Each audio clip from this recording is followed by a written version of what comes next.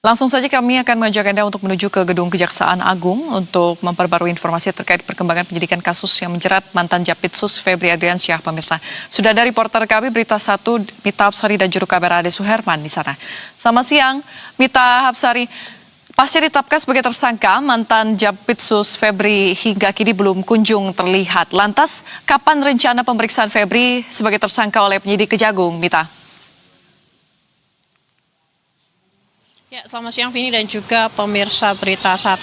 Benar hingga saat ini kami belum mendapatkan pernyataan resmi terbaru dari pihak Kejaksaan Agung terkait dengan perkara yang melibatkan mantan Japitsus Febri Adriansyah. Dan hingga siang ini pun Kejaksaan Agung masih belum menjadwalkan pemeriksaan terhadap Febri Adriansyah sebagai tersangka.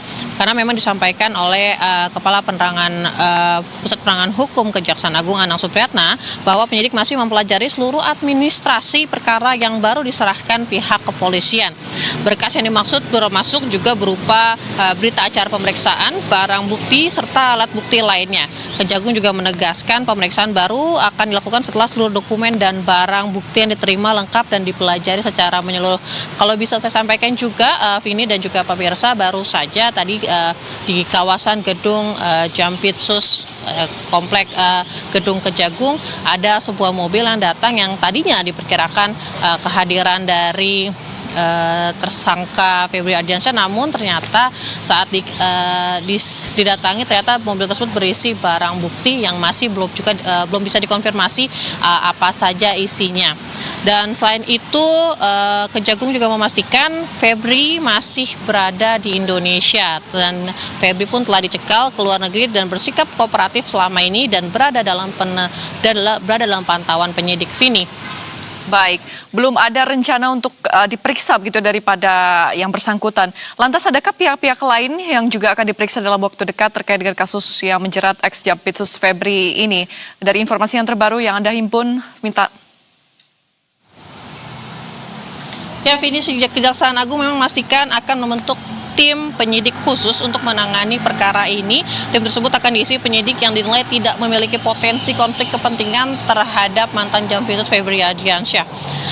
Karena selain mengalami dugaan keterlibatan, penyidik juga akan mempelajari seluruh alat bukti dan juga tidak menutup kemungkinan akan memeriksa saksi-saksi lainnya setelah memeriksa berkas-berkas dan barang bukti yang telah diserahkan oleh pihak kepolisian, Vini.